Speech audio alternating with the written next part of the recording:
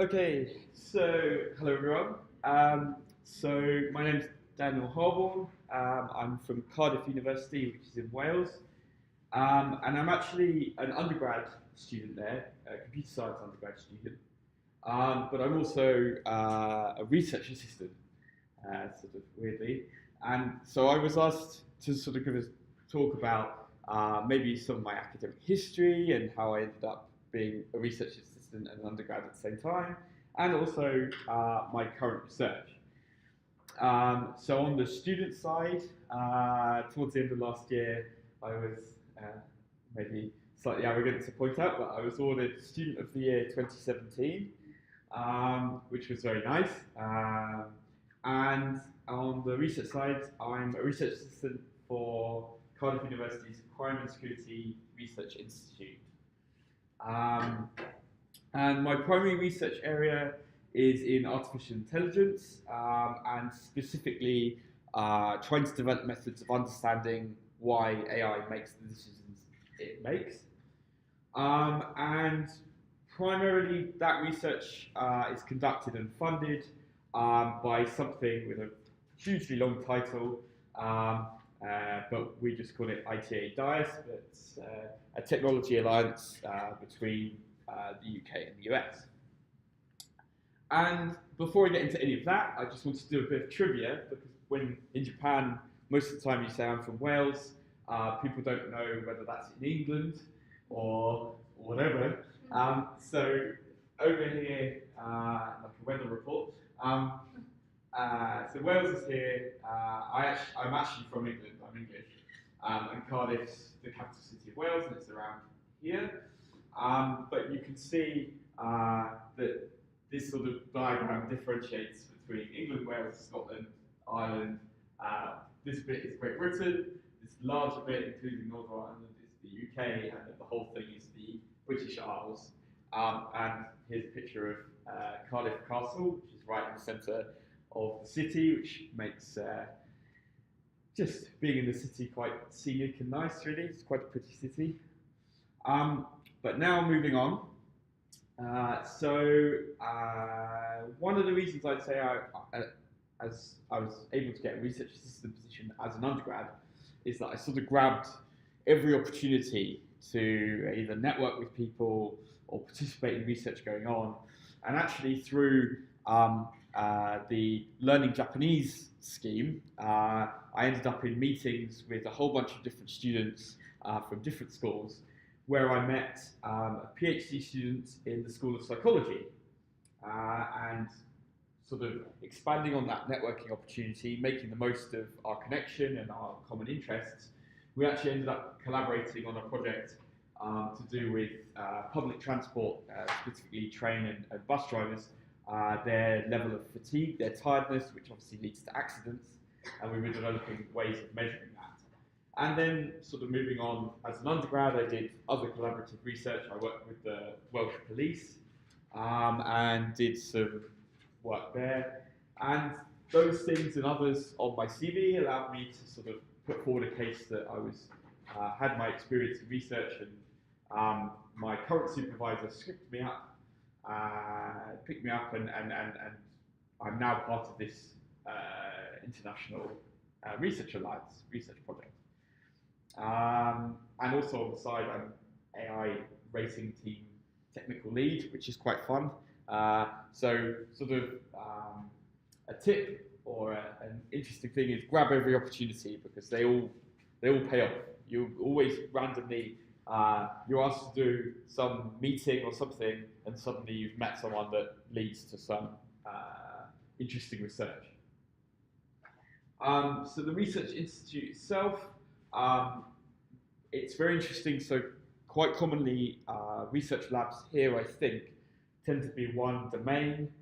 So you tend to have quite a lot of people with the same sort of experience and background. But our research institute comes from, people come from a whole wide range of backgrounds. So we've got social scientists, police scientists, computer scientists, and weirdly dentistry, which is kind of odd. But they have a group called the Violence Research Group that researches violence and its impact on healthcare, costings, things like that. So they're a really nice fit. And so it's a big open plan office, and the research is very collaborative. So it's a very nice environment to work in, and if you can work in an environment like that, I would really recommend it, because just as a computer scientist, I don't have domain knowledge or a big amount of domain knowledge in social science or police science, but someone just sat across from me does, and I can ask them questions, and it's really good for the research. And then moving towards this specific project I'm involved with. So as I say, it's a UK and US research program, and it involves academic institutes as well as industry partners, as well as military or government groups.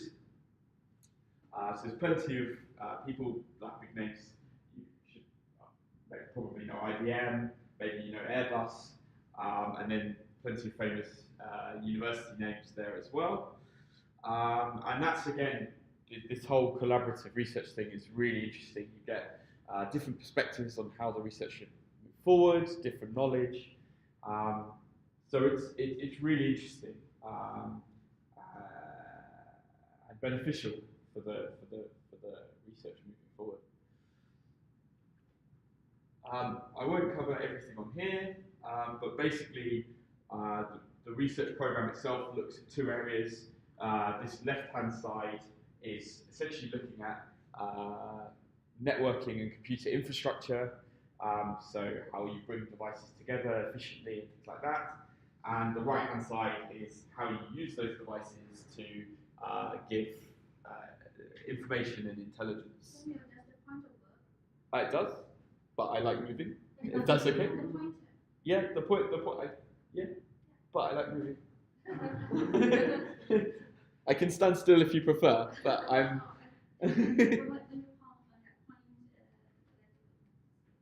Okay.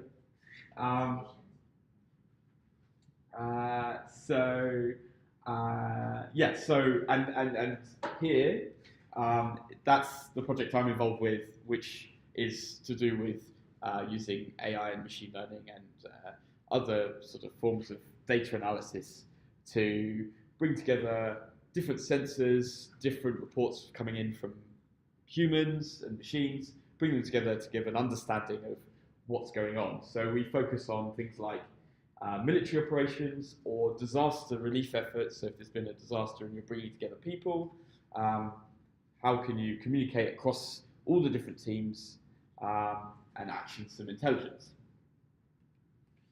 And this is sort of a diagram of the situation that might be going on and various factors within our research, but the big one in the middle that I focus on is interpretability. So you've got drones and you've got humans and various other things giving you information, and there's a whole bunch of considerations within that. But as I say, my focus is on the interpretability. So if you've got a system that is taking in information from drones, taking information from soldiers, etc., and it's saying, oh, there's a threat, there's some danger, the interpretability adds, well, why do you think it's a threat? Why are you telling me this? And I thought, in that regard, I'd do a little talk on what interpretability is and how that's and the problem itself. So traditionally, I would say about 15 to 20 years ago, all machine learning was most machine learning techniques and AI were quite interpretable.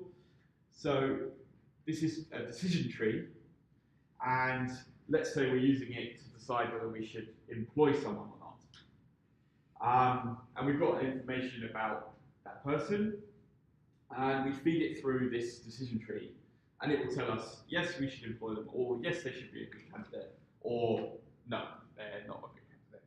And as we can see here, we can look at these levels, and we can understand why it's making the decisions.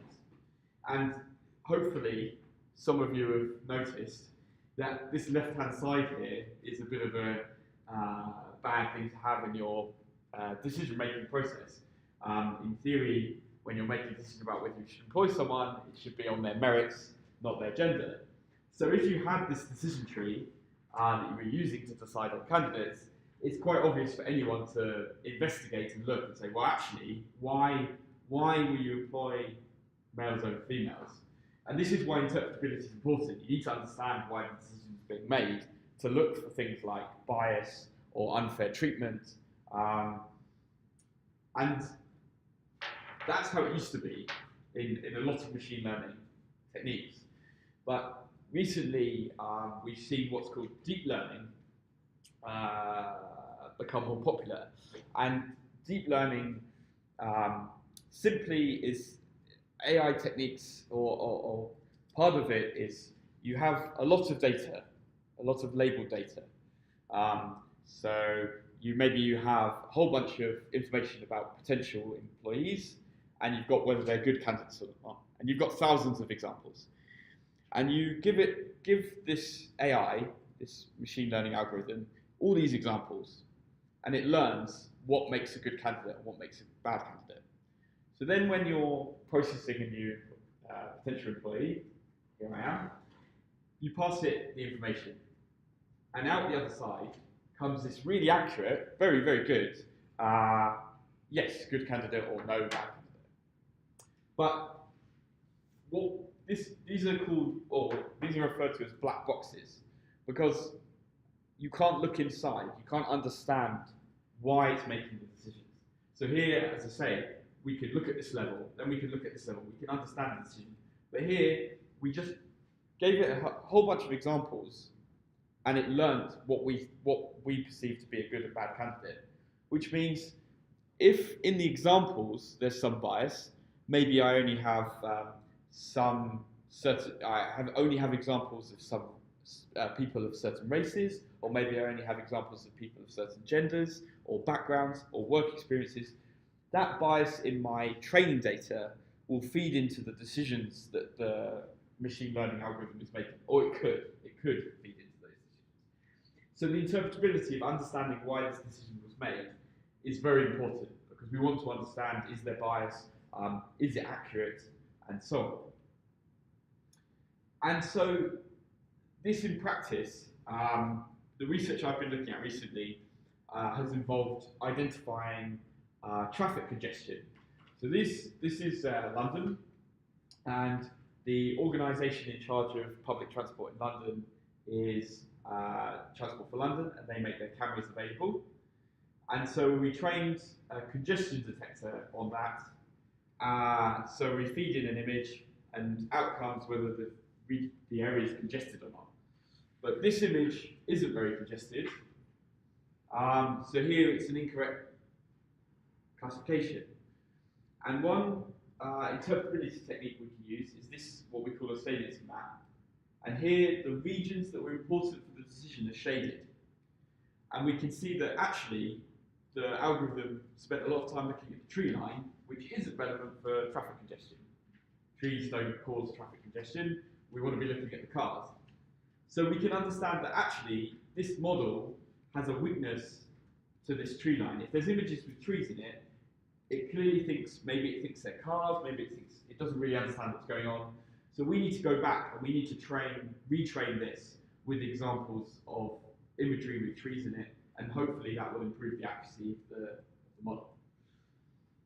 And finally, I just wanted to close with sort of say this about my future and maybe some parting tips, perhaps, if I would be so bold. So next year I finish my undergrad degree, at which point my research assistant position will move to part-time, and hopefully that will continue once I've graduated. But I do want to do a PhD and then further academia. And then finally, I just sort of wanted to touch on some things for the future. Something I found, two things that I found particularly important, is that if you're looking to make a move to something, make sure you're making the connections with either the right people, the right institutes, companies. Make sure you're making those connections now, because they do take some time to foster and develop. So if you can go to conferences, and we heard before, going to conferences and making connections with the right people, that can lead to things. And similarly, if you're looking to maybe move slightly out of your research field, or maybe the same research field but you need further knowledge, start looking at what that knowledge is and understanding where you might have some gaps in your knowledge. And that is it. I'm sure there's a lot of questions that we have important meeting from too. But before closing this, do you mind to maybe they can ask you a lot of questions? Yeah, absolutely. But before we close in this seminar or workshop, again, thank you for all. And I also learned a lot because this is my field is different from yours. But hopefully everybody keeping in touch each other, and then good luck for your future. And thank you again for. So let's take a photo, and then I need another. It's pity all teacher need to go. Before